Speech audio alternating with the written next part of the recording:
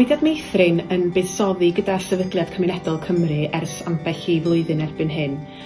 Mae'n dilyn ein polisi buddsoddiadau moesol ni yn cefnogi achosion, elusennau a chymunedau ledled Cymru, a hefyd yn cryfhau ein cronfeydd wrth gefn ni sydd yn bwysig iawn i elusen fel mudiad meithrin sydd â chyfrifoldeb i sicrhau i ddefnyddwyr y dyfodol fod yn awaddol ac arian wrth gefn mwyn ymdopi gydag unrhyw heriau annisgwyl.